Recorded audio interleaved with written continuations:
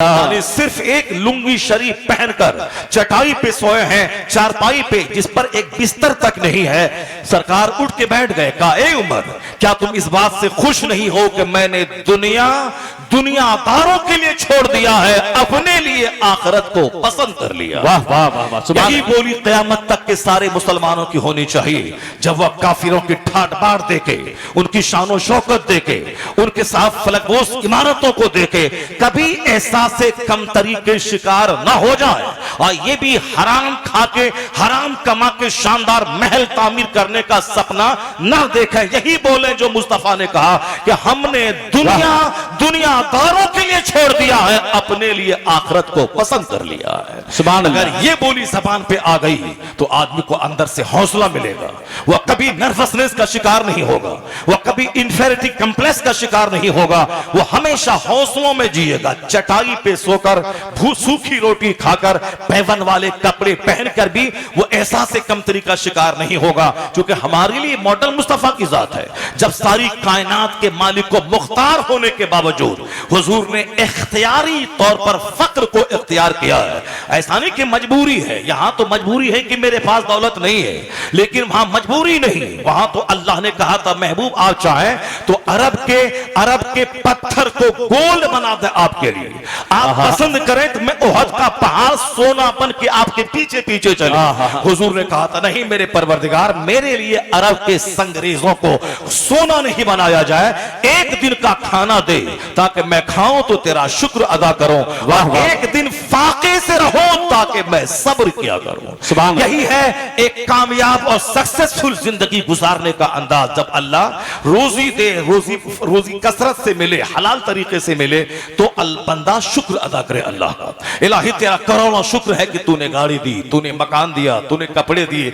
इन सारी चीजों को घमंड का इशू नहीं बनाए कि मेरे पास फॉर्च्यूनर है, तेरे पास आल्टो है, ये घमंड का इशू नहीं है।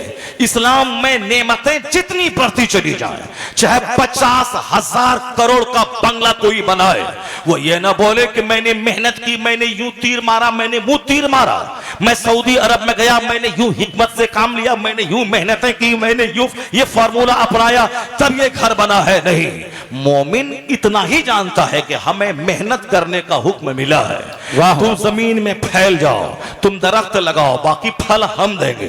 तुम पौधा लगाओ, तुम धान का बीज डाल दो खेत में, बाकी एक बीज के बदले में 1000 हम देंगे, वो हम जानते हैं। तुम फैल जाओ जमीन पे, जिस तरह परिंदा घोंसले से सुबह निकलता है, मगर उसको मालूम नहीं कि आज मैं कहां चरूंगा, क्या खाऊंगा, लेकिन जब शाम में परिंदा लौटता है तो भर पेट होके लौटता है। इसलिए मुस्तफा कहते हैं लौ अन्नकुम, अगर तुम उसी तरह भरोसा करो अल्लाह पे जैसे भरोसा करने का हक है, तो तुम भी रोजी दिए जाओगे उसी तरह, कमा तुरज़क़ुत तैर, जिस तरह परिंदों को रोजी दी जाती है, वह सुबह सवेरे भूखा निकलता है, शाम भर पेट वापस आ जाता है। सुभान अल्लाह। अगर तुम अल्लाह पर ऐसा भरोसा करोगे तो अल्लाह तुम्हें रोजी देगा। तुम सिर्फ घर से निकल जाओ, तुम दुकान में बैठ जाओ, तुम खेत में दाना डाल दो, बाकी रोजी कितनी मिलेगी वो मैं जानता हूं, अल्लाह जानता है कि इसको अगर मैं ज्यादा मालदार बनाया, हो सकता है कि इसका ईमान खतरे में पड़ जाए। हदीस में आया है कि कुछ लोग मालदार हैं, मोमिन हैं, और गरीब बनेंगे तो काफिर हो जाएंगे, और कुछ लोग गरीब हैं, मोमिन हैं, और वो मालदार बने तो काफिर हो जाएंगे।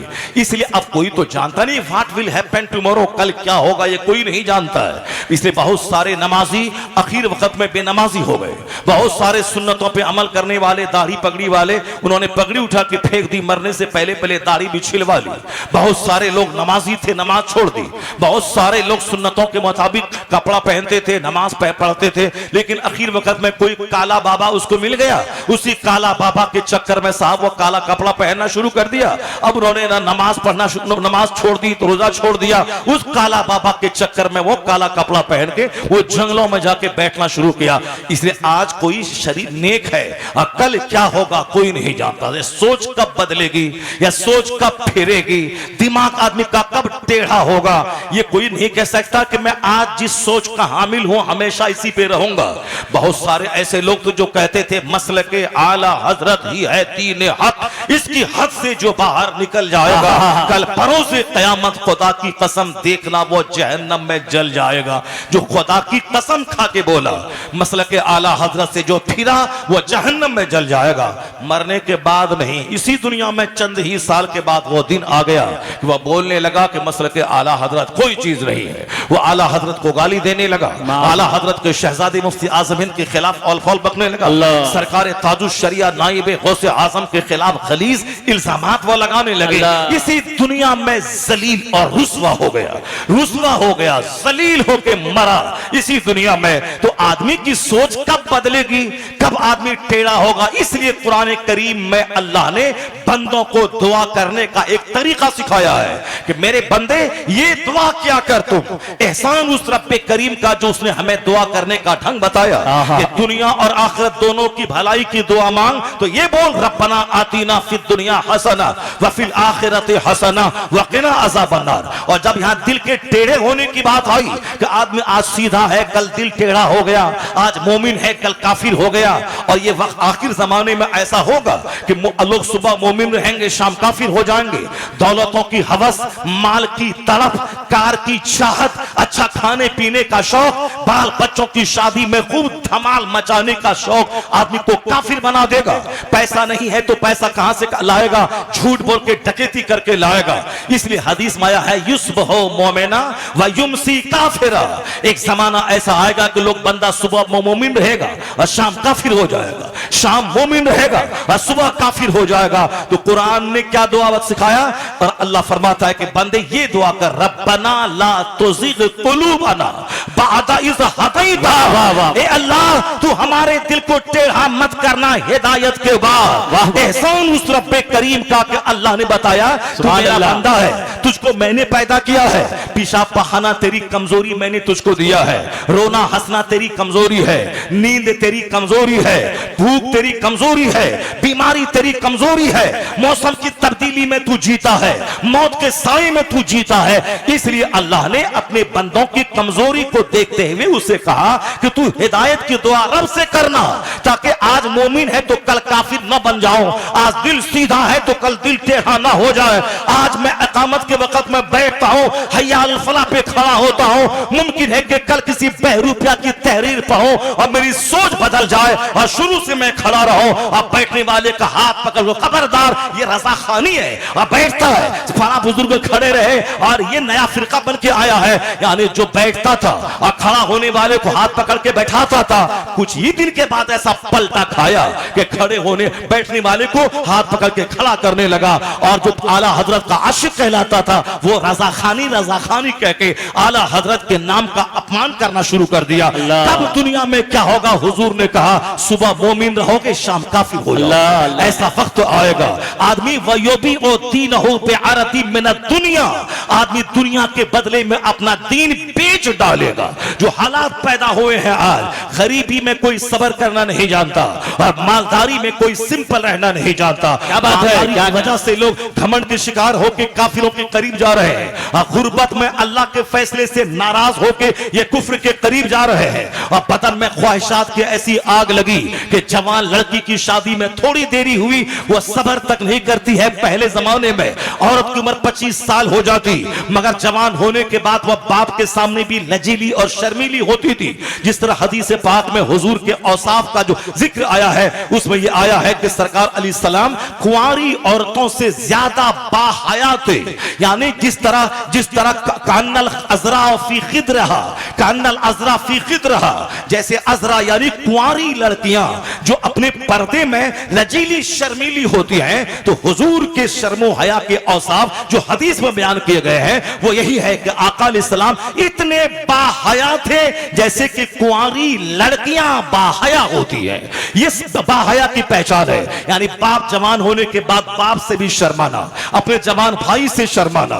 घर से बाहर पहले जाती थी दुकान जब उम्र थी 7 साल, लेकिन जैसे उम्र 10 साल के आगे गई अब दरवाजे से बाहर निकलने में शर्म आ रही है। ये कुंवारी औरतों की शर्मो हया का जिक्र आया है, लेकिन आज कहां है वो शर्मो हया? यहां तो सीना तान के चलना है और साहब नीम बढ़ाना चलना है, सर से दुपट्टा हटा के चलना है। अब वो शर्मो हया का तस्वुर ही कहां रहा? शर्मो हया एक बड़ी नेमत है, शर्मो हया खत्म हो जाएगी, उस शर्म का जनाजा निकल जाएगा, लोग बेहया हो जाएंगे, रहेंगे कल कुंवारी औरतें बाहया।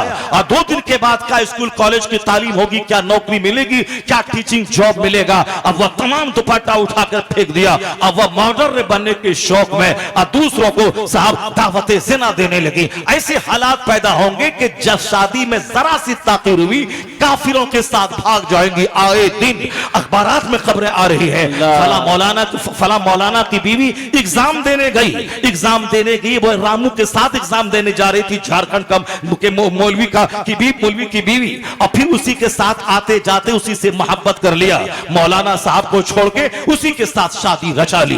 वो औरत है, कमजोर दिल है उसका, इसीलिए मुस्तफा ने कहा ये औरतें कच्ची शीशियां हैं, ये जरा सी ठेस लगने से टूट जाती है, इसलिए कहा मोटी चादर डाल दे। आला हजरत ने लिखा जवान होने के बाद इसे छत पे न जाने दे। आला हजरत ने लिखा इसके हाथ में कलम मत दे। उस जमाने में अगर ये मोबाइल होता, वाकी टॉकी मोबाइल होता, तो आला हजरत कहते खबरदार इसके हाथ में मोबाइल नहीं दे, क्योंकि जिस तरह कलम से फितना का दरवाजा खुल सकता है उसी तरह इससे भी, क्योंकि कच्ची शीशियां हैं, ये जरा सी ठेस लगने पे टूट जाएंगी। आका अलैहिस्सलाम सफर कर रहे हैं, आपके साथ असहाब भी मौजूद है, चंद खवातीन पर्दे में मलबूस है, क्योंकि अब एक शख्स अल्लाह की हम्द और मुस्तफा की नात पढ़ रहा है, उनकी आवाज थोड़ी सी तेज हो गई। आका फरमाते अंजशा अपनी आवाज पस्त कर ले, मेरे साथ कच्ची शीशियां मौजूद है। कच्ची शीशियां खवातीन, वो कौन खवातीन थी? सरकार दो जहां के जाहिरी जमाने की खवातीन थी। आका अलैहिस्सलाम की बीवियां थी तो हमारी माँ है, दुनिया के सारे मुसलमानों की माँ है, सहाबा कराम की माँ है, तो मेरी करोड़ों माओं की अजमत उसकी अजमत पे कुर्बान है, जिसका सीना इतना रोशन था कि इस्लाम की खातिर वह सब कुछ करने को तैयार होते थे, धन दौलत माल दौलत सब कुछ लुटाने को तैयार होती थी। उस जमाने की बापर्दा और जन्नती खवातीन की तरफ इशारा मुस्तफा का है, लेकिन ये फरमान कयामत तक की सारी खवातीन के निशान नहीं कर रहा है। इसलिए हुजूर ने भले ही बात अपने साथ जाने वाली खवातीन की तरफ इशारा करके कहा, मगर ये निशाना कयामत तक की सारी औरतों के लिए है। औरतें कच्ची शीशियों की मानिंद है, जो जरा सी ठेस लगने पे टूट जाएंगी। नहीं, मेरी बेटी बहुत पुख्ता है, मेरी बेटी आईएएस ऑफिसर बन गई है, मेरी बेटी साहब 18-18 घंटे पढ़ती है, वो लाखों करोड़ों लड़कों से ज्यादा वो सोच समझ वाली है। नहीं देखा तुमने कि साहब कर्नाटक के एक डीएम जो आईएएस ऑफिसर थी, उनकी शादी दूसरे डीएम से हुई थी, लेकिन जिस मदरसे में मैं पढ़ाता था मरकज़े अहले सुन्नत जामिया हजरत बिलाल में, वहीं उसका एक खुलानामा उन्होंने दाखिल कर लिया। जिनका शौहर डीएम है उनके बारे में खुलानामा दाखिल कर, मुझको इससे खुला चाहिए। बाप हाथ जोड़कर बेटी से रिक्वेस्ट कर रहा था कि बेटी मान जा, अगर तेरा शौहर मास्टर होता तो चलो मैचिंग नहीं है, कहां डीएम कहां मास्टर। अगर तेरा शौहर दारोगा होता तो मैचिंग नहीं है, चलो कहां डीएम कहां दारोगा। तेरा शौहर अगर बैंक का क्लर्क होता तो चलो मैचिंग नहीं है, कहां डीएम कहां बैंक का कलर। लेकिन तू भी आईएएस ऑफिसर है और तेरा शौहर भी आईएएस ऑफिसर है, फिर ये खुला लेने की क्या जरूरत है, फिर ये तलाक के मुतालबे की क्या जरूरत है। मुमकिन है दिल बहका होगा, मुमकिन है सोच बहकी होगी, मुमकिन है दिल किसी नौकर को दिया होगा। इसलिए आज सुबह इधर है और शाम उधर, चाहे डीएम बने कि कुछ भी बने, औरत औरत है।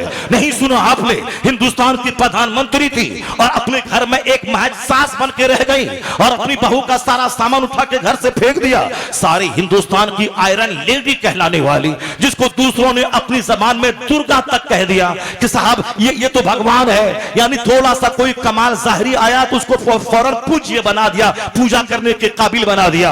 अभी एक साहब 10 साल से हैं तो अब वह दूसरा क्या बोलेंगे, खुद से कहते हैं कि मेरे अंदर प्रवेश कर गया है, यानी वह शो करना चाहते अब मैं तेरे लिए भगवान का रूप लेके आया हूं और तुम सारे लोग मेरी पूजा करो। कैसी कैसी बातें लोग करते हैं कि साहब सुबह कुछ शाम कुछ, ख्याल बदलता रहता है। इसलिए औरतों के बारे में तो कोई बाप ये बोलता है वह डीएम बन गई मैं क्या समझाऊं, वह मास्टर बन गई मैं क्या समझाऊं, वह साहब प्रोफेसर बन गई मैं क्या समझाऊं। कुछ भी हो, औरत चाहे डीएम बने, चाहे प्रोफेसर बने, चाहे मास्टर रहे, औरत औरत है। हर शौहर पे लाजिम है कि उसको समझाता रहे, हर माँ बाप पे लाजिम है उसको समझाता रहे, हर रिश्तेदार पे लाजिम है उसकी खबर लेता रहे, इसलिए कि पहरेदार रहे, पहरे पहरे के हुजूम में ये रहे। जरा सी ठेस लगेगी या कच्चे शीशे की मानिंद टूट जाएगी। यही वजह है 4 बच्चे की मां टूट रही है, 25 साल की जवान भाग रही है, 70 साल की बुढ़िया भाग रही है। मुस्तफा सबसे बड़े हकीम है, वो हकीम ने हिकमत वाली बात कही, ये कच्ची शीशियां है,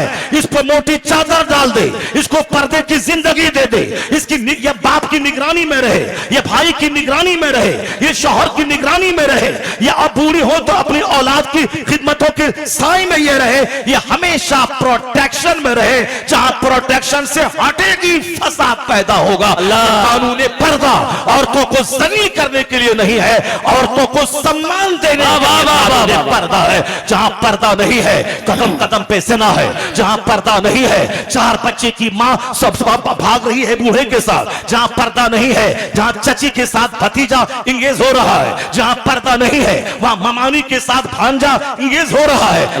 ये बेटा है, बेटा नहीं है, इस्लाम ने बेटा नहीं कहा उसको, भांजा और ममानी में निकाह हो सकता है इसलिए पर्दा फर्ज है। चाचा भतीजा और चची में निकाह हो सकता है इसलिए पर्दा फर्ज है। ये ना बोले ये मेरे बड़े भाई का बेटा है, जवान बेटा है या बेटे के मानिंद है। इस्लाम ने जिसको बेटा बोले वो बेटा है, तुम्हारे अपने मनमाने ढंग से नहीं चलेगा। चूंकि निकाह हो सकता है भतीजा से इसलिए पर्दा फर्ज है, निकाह हो सकता है भांजे से इसीलिए पर्दा फर्ज है। मगर यहां बोला बेटा भतीजा तो 4 दिन पहले केस आया कि अपने चचा का गला दबाना चाहा भतीजा, इसलिए कि वो चची के साथ इंगेज था, इन्वॉल्व था, उसके साथ अफेयर चल रहा था। एक बंबई में रहने वाला इसी इलाके का एक सेठ, वो अपनी बीवी को भांजे के साथ घर आना जाना के लिए आजादी दिए हुआ था। एक दिन अपनी निगाहों के सामने भांजे के साथ अपनी बीवी को चिपका हुआ देखा। अब वह क्या करे, बीवी को मारे या अपने भांजा को मारे या अपनी बहन को देखे, वह क्या करे, जहर घोट के पी के रह गया। यह खतरनाक मंजर देखने के बाद भी जाहिर सी बात है खिलाफे पैगंबर कसे रह गुज़ीर के हर किस पर मंजिल नक़ात रसीद, मुस्तफा के खिलाफ काम करेगा कभी मंजिल मकसूद पर नहीं पहुंचेगा। अपने मन पे एतमाद मत कर बल्कि मुस्तफा के फरमान पे एतमाद कर। ये पर्दे का कानून औरतों को जलील करने के लिए नहीं है। अमेरिका में ज़ना, इंडिया में ज़ना, हॉलैंड में ज़ना, जहां पे पर्दगी है, एक टेबल पर जवान मर्द औरत तो है, वहां ज़ना का होना तय है। इंजीनियर रहे, प्रोफेसर रहे, डॉक्टर रहे, सुप्रीम कोर्ट का जज रहे या बंगाल का गवर्नर रहे। नहीं सुना तुमने एक हफ्ता पहले क्या हुआ बंगाल के गवर्नर हाउस में? अखबार वालों ने इल्जाम लगाया जो गवर्नर है पूरे स्टेट का, उस गवर्नर हाउस में सिर्फ जवान लड़कियों को नौकरी में बहाल कर लिया गया है, यानी उसको एक क्लब बना दिया गया है। उस पर इल्जाम लगा, उसको भगाने रिजाइन देने की बात की गई। गवर्नर 70 साल का बूढ़ा वो निगाहों को सेकने के लिए अपने दफ्तर के चपरासी और नौकरानी सबको खूबसूरत जवान औरतों को बहाल किया ताकि अब बदन में ताकत तो है नहीं, कम से कम निगाह तो जवान है, उसी निगाह के जरिए ख्वाहिशात की तकमील हो। इसलिए औरत चाहे टीचर हो या प्रोफेसर हो या प्रधानमंत्री या चीफ मिनिस्टर हो, वह प्रोटेक्शन चाहती है, वह पर्दा चाहती है। इस्लाम के पैगंबर ने इसीलिए कहा इस पर कानून पर्दा नाफिज कर दे, मोटी चादर डाल दे, इसे पर्दे में रख। जहां पर्दा नहीं है वहां बलात्कार है। तो इस्लाम ने पर्दे का कानून दिया कि जो काम तू पुलिस वालों से नहीं रोक सकता, कचहरी नहीं रोक सकती, कोर्ट नहीं रोक सकता, अमेरिका से लेकर हिंदुस्तान तक दबंग फौज मौजूद है मगर ज़िना को रोकने में असफल है। तो जहां फौज ज़िना रोकने में असफल हो, मुस्तफा का दिया हुआ कानून पर्दा नाफिज कर दे, 90% ज़िना का दरवाजा बंद हो जाए। नारे तकबीर, नारे रिसालत, खलीफे हुजूर ताजु शरिया शायर इस्लाम जनाब शाहजाबो पैकर। हुजूर का फरमान क़यामत तक के लिए, सबके लिए लाभदायक है, सबके लिए बेनिफिशियल है। मसला सबसे बड़ा यह है, मुसलमान गांधी को पढ़ता है, मुस्तफा को नहीं पढ़ता है, मुसलमान नेहरू को पढ़ता है, हुजूर को नहीं पढ़ता है। कमजोरी तो है कि हमारे घर में अखबारात हैं पर हुजूर की हदीस नहीं पढ़ी जा रही है। हमारे दिल में मोहब्बत दुनियादार नेताओं की है, आलिमों की मोहब्बत नहीं है। जबकि आलिम रब्बानी हमारे लिए कितने मोहतरम है कि मेरा बाप कमा के मुझको खिलाता है मगर मुझको जन्नत का रास्ता मस्जिद के आलिम दिखलाते हैं, ये हमारी मस्जिद के खतीब दिखलाते हैं, ये हमें इंसान बनाते हैं। इसलिए जुमा का खुतबा आलिम देगा वो मेरे लिए काबिल एहतराम है, ईदैन का खिताब आलिम देगा वो हमारे लिए काबिल एहतराम है, मकतब में बैठकर ये आलिम मेरे बच्चों को कुरान पढ़ाएगा ये हमारे लिए काबिल एहतराम है। जो हमें एक लफ्ज अदब का सिखला दे वो हमको अपना गुलाम बना लेता है, ये हमारा फरमान है। ये बातें आज काफिरों में चली गई। वह धर्म गुरु का सम्मान करना, धर्म गुरु का चरण छू लेना, धर्म गुरु के सर पे हाथ रख देना, धर्म गुरु का हाथ अपने सर पे रख के आशीर्वाद लेना, ये सारी बातें वहां चली गई जहां पंडितों का मजाक उड़ाया जाता था, जहां पंडितों को उल्लू समझा जाता था। लेकिन आज वहां छोटे से मंदिर का पुजारी प्रधानमंत्री उसको एहतराम की निगाह से देख रहा है। जो एहतराम मेरे यहां था कि बाप काबिल एहतराम, सफेद दाढ़ी जिसकी इस्लाम में हो जाए वो काबिल एहतराम, हमारा खतीब काबिल एहतराम, हमारा आलिम काबिल एहतराम, जो हमें दीन सिखाता है, जिनकी वजह से दीन जिंदा है। हदीस पाक में आया है जो लोगों को भलाई की बात सिखाते हैं, यस्तगफिरु लहू मा फिस समावाति वल अर्द, जमीन आसमान के दरमियान जितनी चीजें हैं वो भलाई की बात सिखाने वालों के लिए दुआएं मगफरत क्या करती है। यहां तक कि सुराखों की चूटियां, यहां तक कि दरख्तों के पत्ते, यहां तक कि समंदर की मछलियां, ये सब आलिम दीन जो ला युसल्लूना अला मुअल्लिमिन नासिल खैर, जो लोगों को भलाई की बात सिखाते हैं उसके लिए दुआएं मगफरत करती हैं। ये सारी चीजें जो आलिम मेरे लिए काबिल एहतराम था, जिनकी तकरीर मैं जुमा को सुनता हूं, जिनकी तकरीर मैं ईदैन में सुनता हूं, जिनकी तकरीर वाज के जलसों में सुनता हूं, आज जब से मैंने इनका मजाक उड़ाना शुरू किया मेरा घर काफिराना कल्चर का गहवारा बन गया है। मुसलमान रहता है बात है, लेकिन सारा कल्चर सारी तहजीब काफिराना आ गई। अगर इसको देखना हो तो शादी के मौके पर देखे, अकीका के मौके पे देखे, वलीमा के मौके पे देखे, तकरीबात के मौके पे देखे। मजहबी तकरीब एक उर्स की तकरीब थी, यानी उर्स के मौके पर अल्लाह के वली की जिंदगी बयान की जाती है, अल्लाह के वली की जिंदगी बयान की जाती है। लेकिन वहां जिंदगी सुनने कोई नहीं जाता, बहाना उर्स का है, उसे पिकनिक पॉइंट बना दिया गया है, मर्दों और औरतों के मिलने का मरकज और केंद्र बना दिया गया है। मकसद सिर्फ यही था कि नहैतुकुम अन ज़ियारतिल क़ुबूर, मैंने तुमको कब्रों की ज़ियारत से रोका था, पर अब मैं कहता हूं फज़ूरूहा, कब्रों की ज़ियारत क्या करो, क्यों? फ़इन्नहा तुज़हिदु फ़िद दुनिया व तुज़क्किरुल आखिरा, इसलिए कि कब्रों की हाजिरी से आखिरत याद आती है, कब्रों की हाजिरी से दुनिया की चाहत घटती है, ज़ुहद की कैफियत पैदा होती है। कब्रों की हाजिरी का मकसद है मौत को याद करना, कब्रों की हाजिरी का मकसद है ज़ुहद इख्तियार करना, दुनिया की मोहब्बत और चाहत को सीने से निकाल देना, उस अल्लाह के बड़े वली की मौत याद करके अपनी मौत को याद रखना। इतने बड़े वली थे, बाकरामत वली थे, लेकिन उनका भी इंतकाल हुआ, वो इसी कब्र के अंदर है, तो हमारा क्या हश्र होगा? हम भी कल मरने वाले हैं, मेरा कल क्या बनेगा? मौत का मतलब, दूसरों की कब्र पे हाजिरी का मतलब अपनी मौत याद रखना, ज़ुहद की कैफियत पैदा करना। मगर हमने इस फरमान को ताक पे रख के उसका इस तरह से इस फरमान के खिलाफ काम शुरू किया है। अब हाजिरी का मतलब है धागा बांधना, हाजिरी का मतलब है वहां जाके 10 पैसे का शकरपाला ले जाके 10 करोड़ की मुरादें मांगना, यानी नमाज ना रोजा ना हज ना ज़कात, बाबा बेटा दीजिए, बाबा बेटी दीजिए। जो सारी जिंदगी दुनिया को तलाक देता रहा, मैंने दुनिया को तलाक दिया। मौला अली कहते थे मैंने तलाक दिया, तलाक दिया। किसी ने बोला बाबा किसको तलाक दिया? कहा दुनिया सज धज के आई थी और कह रही थी मुझको कबूल कर लीजिए, मगर मैंने दुनिया को तलाक दे दिया। मैंने कहा मैंने तुझको तलाक दिया, मैं तुझको तलाक दिया, मैं कभी तुझ में तेरे करीब में नहीं जा सकता। आला हजरत के पास एक सैयद साहब आते थे और हमेशा गरीबी की शिकायत करते थे। आला हजरत और सैयद समझकर कुछ नहीं कहते थे, लेकिन एक बार जब नहीं रहा गया तो आपने कलम रोक के सैयद साहब से मुखातब होकर कहा सैयद साहब ये बताइए आप मुसलमान हैं, सैयद साहब है, अगर कोई मर्द अपनी बीवी को तलाक दे दे, क्या उस तलाकशुदा औरत से उनके बेटे का निकाह करना दुरुस्त है क्या? सैयद साहब बोला नहीं, ऐसा कभी नहीं हो सकता है। बाप जिस बीवी को तलाक दे दे उससे निकाह उसका बेटा ही कर सकता है। तो सरकार फरमाते हैं मौला अली सैयदों के हाय, हाय, हाय। उनके सामने दुनिया सज धज के वाह, आई वाह, थी। वाह। मगर तमाम सैयदों के बाप ने कहा था दुनिया को मैंने तलाक दे दिया, तलाक दे दिया। तो जिसके बाप ने दुनिया को तलाक दे दिया है, क्या उसके बेटे के लिए उससे निकाह करना जायज होगा? सैयद साहब ने इशारे की जबान में सब कुछ समझ गए। आया है सवाने की किताब में कि सैयद साहब सारी जिंदगी जब तक हयात से रहे आला हजरत के पास आते रहे, मगर पहले जो गरीबी का शिकवा करते थे अब गरीबी का शिकवा बंद हो गया, क्योंकि एक जुमले में सच्चाई समझ में आ चुकी थी। वह समझ चुके थे कि सच्चाई क्या चीज है। पता यह चला एक जुमला जिंदगी को बदलने के लिए काफी है। इसलिए आलिमों की सोहबत में रहना, उनकी तकरीर सुनना, उनकी सोहबतों में रह के वाज सुनना, मुस्तफा की हदीस सुनना, यही है जिंदगी के बदलने की बात है। ना कि हम वहां गए, हमने पैर दबाया, हमने साहब नजराने दिया और हमने साहब आगे पीछे किया, हमने कुछ भी सबक उससे हासिल नहीं किया।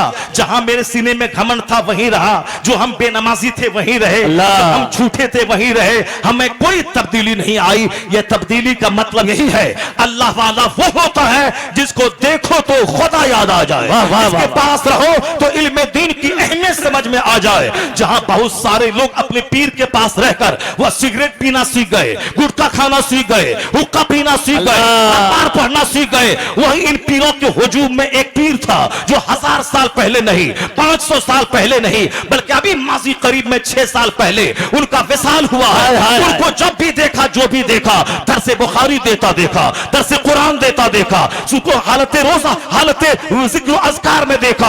अमेरिका में है वहां अम्र बिल मारूफ है, बिहार के देहात में वहां अम्र बिल मारूफ है, रजा गेस्ट अजहरी मेहमान खाने में है वहां दरसे, वहां अम्र बिल मारूफ में है। यानी घर में रहे तो दिन की खिदमत, घर से बाहर रहे तो दिन की खिदमत, हमेशा मुफ्तियों की झुरमुट में रहा। मुरीद उन्हें देख देख कर औरात वज़ाइफ करने लगे, उन्हें देख देख कर नमाजी बन गए। उनको 70 साल की उम्र में मुताला करते हुए देखकर लोग मुताले के आदी हो गए।